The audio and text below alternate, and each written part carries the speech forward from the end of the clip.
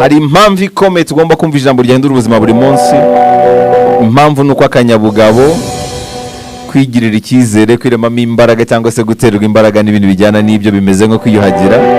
Iyo uhagaritse kubikora cyangwa kubikorerwa uhita utangira kunuka. Tugomba guhora twiyuhagira buri munsi rero kugira ngo tutanuka. N'ijambo ryahindura ubuzima tugomba kuryumva buri munsi kubera ko ibidutera imbaraga bimeze nko kwiyuhagira.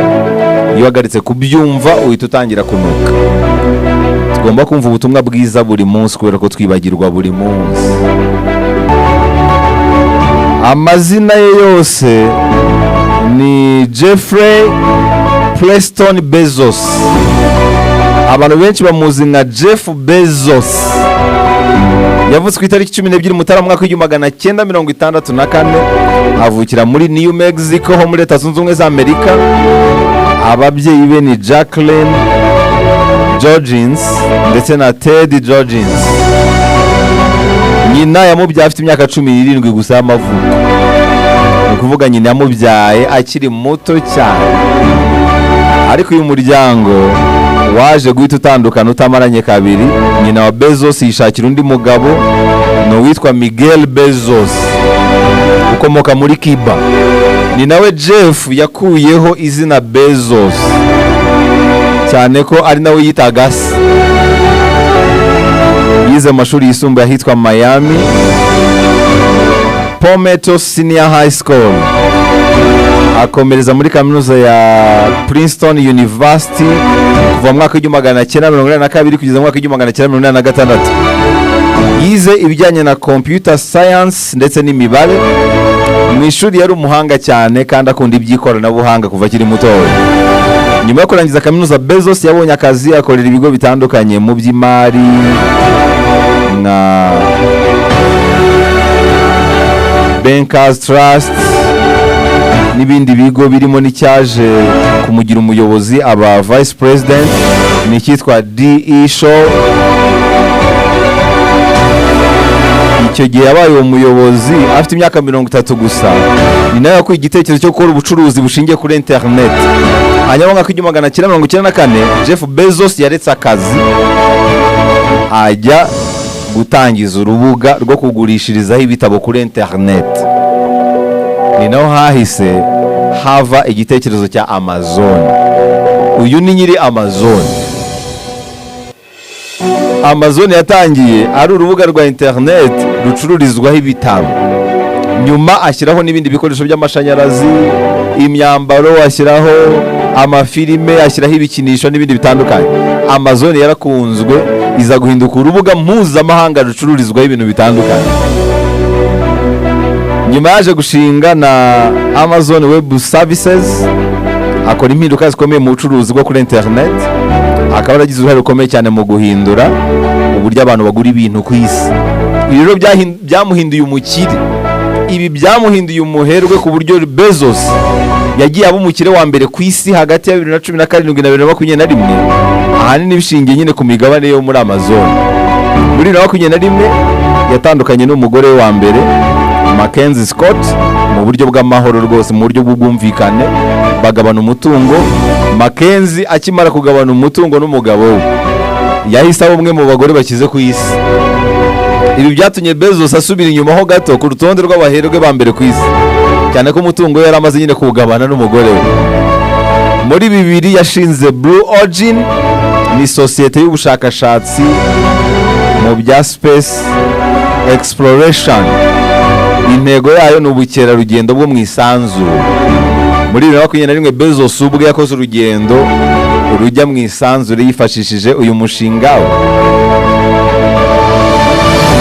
Muri uwo mwaka nibwo nanone Bezos yavuye ku buyobozi bwa Amazon nk'umuyobozi mukuru CEO, ariko aguma mu buyobozi bw'ikigo nk'umuyobozi mukuru w'inama y'ubutegetsi, byo bita executive chairman. Yavuze ko yifuza gushyira imbaraga cyane muri ibyo bijyanye n'ubukerarugendo bwo mu kirere cyangwa se bw'isanzure. Mu buzima bw'urukundo nyine yashakanye na Mackenzie Scott mwaka w'1993, baza gutandukana muri 2019 bafitanye abana 4. Mu myaka ya vuba yatangiye kugaragara mu rukundo na Lauren Sanchez wahoze ari umunyamakuru. Mu ruhando mpuzamahanga Jeff Bezos ari mu bantu bakize cyane, aho Forbes ivuga ko Bezos afite umutungo ufatika ungana na miliyari 241 z'amadolari y'amanyamerika, ari ku mwanya wa 4 mu bantu bakize ku isi yose. Uyu mugabo kandi akundirwa amagambo akomeye ajya avuga yiganje mu bujyanama bw'uburyo umuntu yava ku rwego rumwe akagera ku rundi, aganira ku bucuruzi, ubuzima bwa buri munsi, ikoranabuhanga, imiyoborere n'ibindi bitandukanye. Hari abantu rero bifuje ko twamugaruka mu ijambo ryahindura ubuzima, volume mu mariremo twumva amagambo yahindura ubuzima yavuzwe n'uyu mukire Jeff Bezos. Uyu mugabo yigeze kuvuga ngo nezeza abakozi bawe ku buryo bagera ku rwego bamera nk'abikorera. Nibyandi bavuga ngo roho y'ubucuruzi no kunezeza abantu bakubaka business, ariko kugira ngo unezeze abantu bigusaba kubanza kunezeza abakozi bawe kugera ku rwego batakikubonamo boss, ahubwo babona abakiriya bawe nk'aho ari bo ba boss. Iyo abakozi rero banezerewe banezeza n'abakiriya. Yaravuze ngo bya bindi abandi bakuvugaho mu gihe udahari nibyo wowe wanyawe. Ntukite ku byo abantu bakubwira mu gihe uhari, mu gihe uhagararanye nabo, ahubwo ujye wita kuri bya bindi bakuvugaho mu gihe udahari. Ugisohoka mu cyumba basigaye bavuga ngo iki, basigaye baryana inzara bavuga ngo iki. Ibyo nibyo wowe wanyawe rero. Iyo utsimbuye bakuvuga ngo iki, ibyo jya ubyitaho cyane kubera ko nibyo bigusobanura. Ibindi bakubwira uhari barakuryarya. Inshuti nyayo ivuga ibibi byawe muri kumwe, ibyiza byawe ikabivuga ugiye. Ariko abantu bo bakora igitandukanye n'icyo ngicyo, bakubwira ibyiza uhari, wagenda bagasigara bakuvuga nabi.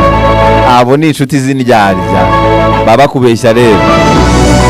Bezos yaravuze ngo niba ukuba kabiri ubushakashatsi ukora buri mwaka, ugakuba kabiri igerageza ukora buri mwaka, uzana kuba kabiri udushya uzana mu bintu ibyo ari byo byose ukoze. Yaranavuze ngo kuva ku munsi wa mbere nari nzi ko nindamuka nsinzwe ntagomba kwicuza. Nari nzi ko ikintu cyonyine nagombaga kwicuza ni ukutagerageza. Nibyo ndi bakubwira ngo gerageza utsindwe, ntugatsindwe kugerageza. Ujye wicuza kubera ko utabashije kugerageza. Ntukicuze ibyo wagerageje kabone nubwo bitagenda nk'uko wabitekerezaga. Uzanabicunge neza, burya mu buzima abantu bicuza ibintu batabashije kugerageza kurusha uko bicuza ibyo bagerageje kabone nubwo byaba bitagenze neza nk'uko babitekerezaga. Uzareba ibintu wicuza ni ibintu utagerageje, ariko ibintu wagerageje kabone nubwo bitagenda neza nk'uko wabishakaga ntabwo ubyicuza. Ibintu wagerageje kabone nubwo bitagenda neza nk'uko wabishakaga ntabwo ubyicuza. Abantu bicuza ibyo batagerageje. Gerageza rero, ku iherezo ry'ubuzima uzaba wicuza ibyo utagerageje kurusha uko wicuza ibyo wagerageje kabone nubwo bitagenze nk'uko wabyifuza. Bezos icyo yari yakimenye kera cyane. Yaravuze ngo ubucuruzi burimo gutekereza no kwirengera ingaruka nyinshi nibwo butanga umusaruro. Gushora wishyizemo ko ingaruka zose zavamo ugomba kuzirengera nibyo bituma wunguka kurusha gushora witeze ko ibintu bizagenda neza. Muri make shora wibwira uti ingaruka zose zizavamo nzazirengera. Icyo gihe nubwo byahomba ntabwo wicuza, kubera ko mbere yo gushora wari wishyizemo yuko ingaruka uzazirengera. Bezos nuko ashishikariza abantu mu bijyanye no gushora. Yaravuze ngo ikintu ukwiriye gukora buri gihe ni uguhora uhanze amaso ejo hazaza hawe. Bezos yaravuze ngo ikintu ukwiriye gukora buri gihe ni uguhora uhanze amaso yawe ahazaza. Aranavuga ngo ikintu cya mbere cy'ingenzi mu bucuruzi ni ugushyira abakiriya imbere kandi ukabafata mu buryo budasanzwe. Iyo ubikoze gutyo uba wagitsinze. Aranavuga ngo rimwe na rimwe kuva mu icuraburindi bigusaba gushora mu bintu byose bigufasha kurisohokamo. No gukanguka burya bisaba igishoro we. Hari igihe biba ngombwa rero ko ushora mu bintu byose byagufasha kuva mu gatebo ko guhenebera. No gukanguka bisaba igishoro. Rimwe na rimwe bisaba kutakaza kugira ngo umenye inzira ya nyayo.